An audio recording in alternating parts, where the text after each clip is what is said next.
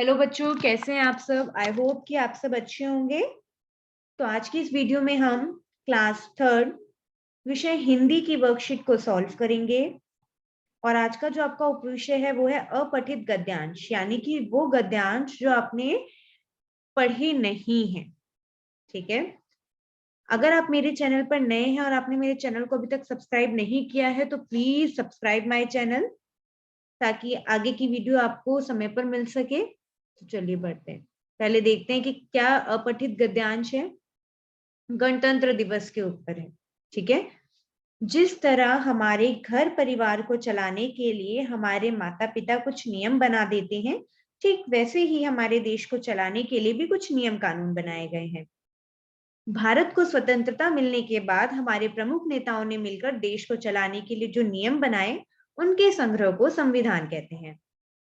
भारत का संविधान 26 जनवरी 1950 को लागू किया गया, जिस दिन भारत एक गणतंत्र कहलाया। इसीलिए 26 जनवरी को हम हर वर्ष गणतंत्र दिवस के रूप में मनाते हैं। अगर अंग्रेजी में कहूं तो रिपब्लिक डे।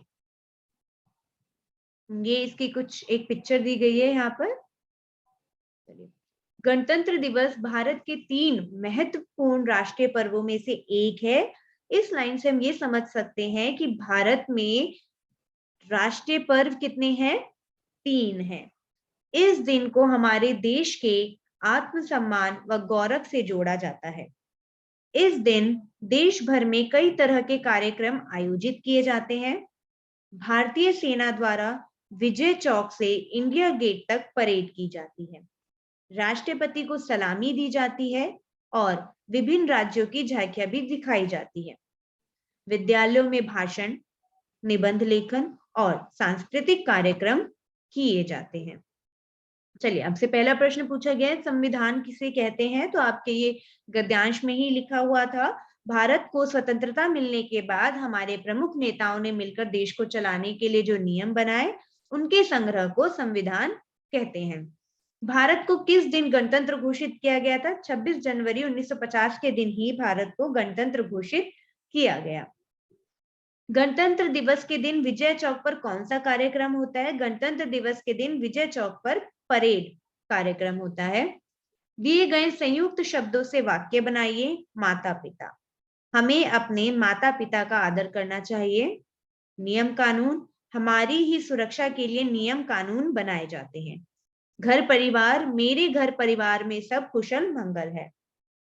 नीचे दिए गए शब्द गद्यांश में से लिए गए हैं। शब्दों का उनके अर्थ से उचित मिलान कीजिए। ठीक है। तो गौरव का मतलब होता है बच्चों महत्व। दिवस यानी कि दिन। विभिन्न तरह तरह की। स्वतंत्रता यानी कि आजादी। चलिए आगे बढ़ते हैं। अगला प्रश्न है, आपने गणतंत्र दिवस के बारे में पढ़ा। इस दिन आपके विद्यालय में कौन से कार्यक्रम आयोजित किए जाते हैं? लिखिए। गणतंत्र दिवस के दिन हमारे विद्यालय में अलग अलग प्रतियोगिताएं आयोजित की जाती है, जैसे भाषण, निबंध लेखन, नृत्य इत्यादि। अंत में झंडा भी फहराया जाता है। अगला प्रश्न है बच्चों 6, हमारे राष्ट्रीय त्योहार कितने हैं और कौन कौन से हैं? लिखिए। आपको गद्यांश में ऊपर पढ़ा था हमने कि हमारे राष्ट्रीय त्योहार कितने हैं? 3 हैं। कौन कौन से हैं वो बच्चों? गांधी जयंती, स्वतंत्रता दिवस और गणतंत्र दिवस। ठीक है।